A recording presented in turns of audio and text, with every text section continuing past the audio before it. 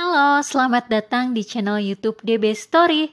Sebelumnya, jangan lupa klik subscribe, lonceng, like, komen, dan share ke teman-teman kalian. Terima kasih. Arya, aku pulang dengan langkah gontai. Kenapa permasalahannya jadi runyam? Ancaman Denisa terngiang terus di telingaku. Kalau aku sampai mengajukan pengunduran diri, kecil kemungkinan untuk bertemu dengan Denisa. Dan aku tidak memiliki penghasilan untuk keluargaku. Apalagi aku baru memiliki bayi. Aku tiba di rumah dan hanya duduk di teras. Apa yang harus aku katakan pada Ana kalau aku akan mengundurkan diri dari pekerjaanku? Ana keluar dan menghampiriku. "Mas, udah pulang? Kok gak masuk?" kata Ana. "Iya sayang, lagi tidak banyak kerjaan. Aku baru sampai. Ini mau istirahat sejenak saja dulu," kataku. "Iya mas, nanti kita makan malam bersama ya," kata Ana. "Iya sayang, Ariana mana?" kataku. "Baru aja tidur, biasanya terbangun lagi nanti jam 11 malam," kata Ana. "Ya sudah, aku mandi dulu ya. Setelah itu nanti kita makan bersama. Kamu pasti udah lapar kan?" kataku. Selesai mandi, aku memandangi anakku Ariana. Kulihat wajahnya yang mungil. Ada rasa bersalah karena melakukan ini semua. Tapi perasaanku tidak bisa berbohong. Kalau wanita yang kucintai itu Denisa, bukan Ana. "Sayang, ayo makan dulu," ajak Ana. "Iya sayang." Saat sedang makan, aku memberanikan diriku untuk mengatakan kepada Ana kalau aku mau mengundurkan diri dari pekerjaanku. "Sayang, usaha kamu gimana? Ruko mulai kapan bisa ditempati?" kataku membuka pembicaraan. "Alhamdulillah, pesanan ramai terus mas. Rencananya aku mau tambah 2 karyawan setelah pindah ke ruko, karena udah mulai lumayan keteteran memenuhi permintaan pasar. Dan ruko mulai minggu depan sudah bisa ditempati. Sekarang lagi dirapikan dan sedang membuat dapur," kata Ana. "Alhamdulillah ya, keren kamu. Memang dari dulu kamu gak pernah berhenti inovasi," kataku memuji Ana. "Ini juga kan karena kamu mas, kasih aku kesempatan.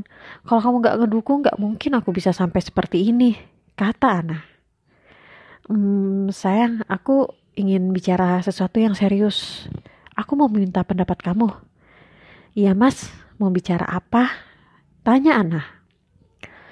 "Aku sepertinya harus mengajukan surat pengunduran diri ke kantor," aku mengatakan dengan pelan-pelan kepada Ana. "Kenapa mas?"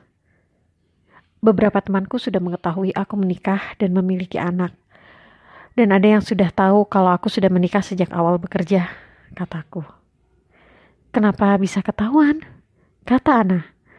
"Ada yang melihatku waktu di rumah sakit saat Ariana lahir, dan dia curiga," kataku berbohong pada Ana. "Mas, mungkin ini yang terbaik, sehingga kita tidak perlu lagi merahasiakan tentang status kita," kata Ana tersenyum. "Tapi kalau aku tidak bekerja, bagaimana kamu dan Ariana?" kataku khawatir. "Masalah rezeki sudah ada yang atur mas, kamu tenang aja. Aku dukung keputusanmu. Dan aku yakin dengan kemampuanmu, mas bisa segera mendapatkan pekerjaan baru," kata Ana. "Iya sayang, aku besok akan mengajukan surat pengunduran diri ya," kataku. Aku sudah lebih tenang karena Ana mendukung keputusanku. Paling tidak teman kantorku tidak mengetahui rahasiaku. Karena pasti aku akan dinilai jelek oleh mereka. Apalagi mereka tahu aku menjalin hubungan dengan Denisa hampir setahun. Surat pengunduran diriku sudah siap. Aku mengajukannya pada atasanku dengan alasan aku sudah diterima bekerja di perusahaan lain. Atasanku terlihat kecewa karena dia menyukai cara kerjaku dan loyalitasku kepada perusahaan.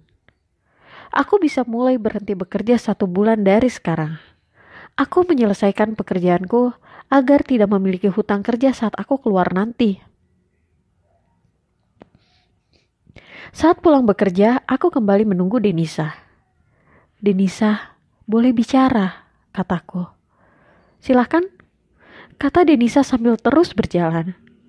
Denis, kita gak bisa kayak gini terus, kataku. Kayak gini gimana Arya? Kita sudah selesai, kata Denisa. Aku sudah ikuti maumu untuk mengajukan surat pengunduran diri. Aku cuma punya waktu 1 bulan untuk bisa melihatmu setiap hari, kataku. Bagus kalau begitu, kata Denisa. Denisa, kenapa sih kamu berubah sekali padaku? Arya, kenapa kamu tega membohongiku? Denisa memandangku dengan tatapan marah. Aku tidak bisa menjawab pertanyaan Denisa. Denisa pergi dan meninggalkanku lagi. Entah mengapa, aku tidak rela kehilangan Denisa. Padahal dia sudah menolakku berkali-kali. Aku mengejar Denisa yang hendak memasuki lift. Dan di lift hanya ada kami berdua. Denisa, kasih tahu aku gimana caranya supaya kamu tidak meninggalkanku. Kataku memberanikan diri. Denisa memandangku. Aku tidak ingin menjadi yang kedua. Maksudnya bagaimana? Tanyaku pada Denisa. Pikirkan sendiri Arya, kata Denisa.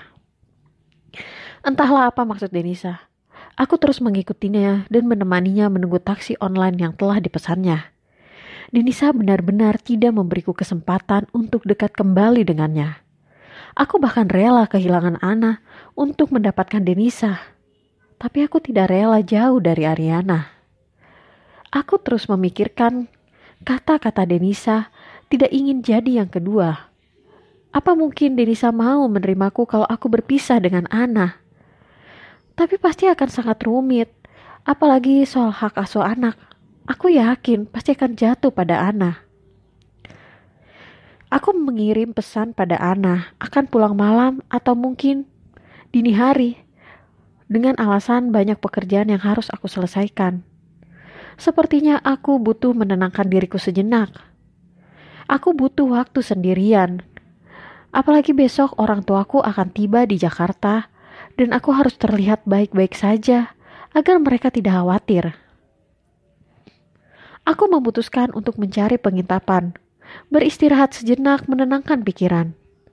Di kamar hotel aku coba menghubungi Denisa, tapi tidak ada jawaban. Aku mengirimkan pesan padanya. Denisa, aku tahu kalau aku salah. Aku sangat meminta maaf padamu. Aku tidak bisa kehilanganmu, Denis. Sekarang aku tidak pulang ke rumah karena hatiku sangat sakit kau pergi dari hidupku. Aku janji, suatu hari nanti kau tidak akan menjadi yang kedua, dan kau akan menjadi satu-satunya. Walaupun dari awal aku bersamamu, aku tidak pernah menjadikanmu yang kedua. Kau yang selalu kutamakan.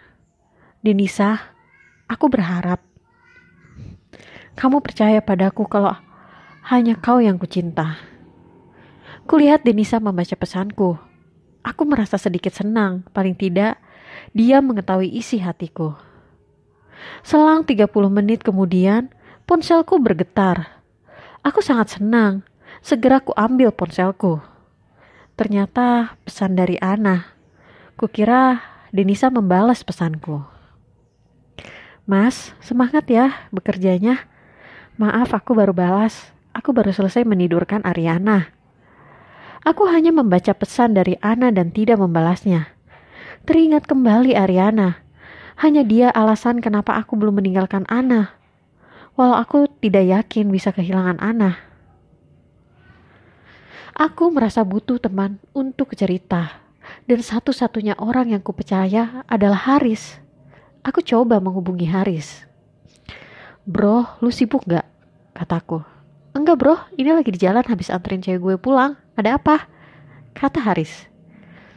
Gue butuh teman cerita, kataku. Lu di mana? Biar gue ke situ. Oke, gue Sherlock. Ya. Oke bro, kata Haris. Haris tiba di hotel tempatku menginap. Aku menceritakan semua yang sudah kualami bersama Denisa. Dan juga menceritakan siapa perempuan yang bertemu dengannya saat di mall waktu itu.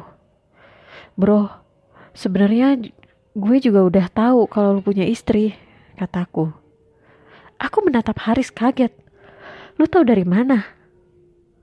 Setiap makan siang, lu selalu sibuk dengan ponsel.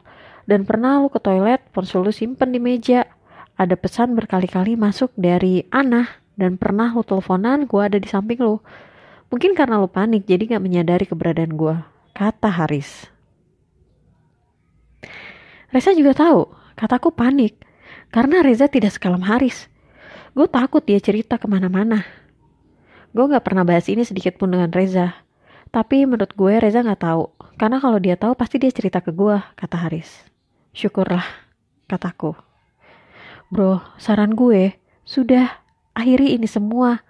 Sebelum semakin runyam masalahnya, kata Haris. Tapi gue cinta sama Denisa, Haris. Lu yakin itu cinta? Waktu lu pertama ketemu Ana, lu sekagum ini juga gak sama dia? Tanya Haris padaku. Bro, beda. Mungkin dulu gue hanya benar-benar kagum pada Ana.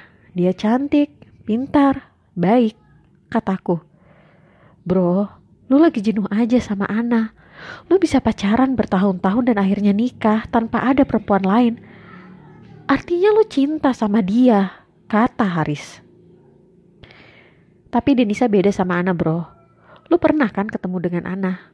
Lu udah lihat sendiri kan, kataku. Ana kenapa? Cantik kok menurut gue.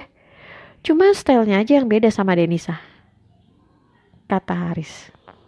Tapi Ana, kataku dan dipotong oleh Haris. Cukup bro, lu mencari pembenaran terus kalau Denisa lebih baik. Sedangkan mereka beda. Mereka memiliki kelebihannya masing-masing, kata Haris. Mungkin karena hubungan gue sama Ana terlalu hambar. Dia gak pernah bermanja-manja sama gue. Dia tidak pernah marah.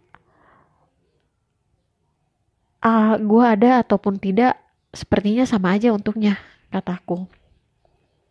Bro, gue gak tahu permasalahan lu sama Ana. Apapun kesalahan pasangan kita, tidak ada yang pantas dibalas dengan perselingkuhan, kata Haris yang membuatku terdiam. Aku terus mencari pembenaran atas hubunganku dengan Denisa. Aku tidak rela kehilangan Denisa. Denisa bisa menghangatkanku, mengerti aku. Aku seperti pulang ke rumah saat bersamanya. Bro, walau kita baru kenal setahun belakangan ini, tapi lu salah satu teman gue yang paling baik. Dan gue peduli sama lu. Lu pikirkan baik-baik apa dampaknya kalau lu gak mau akhir ini semua, kata Haris. Iya bro, makasih ya, kataku. Haris berpamitan untuk pulang. Aku termenung, mengingat kata-kata Haris. Tapi hatiku masih mengalahkan logikaku.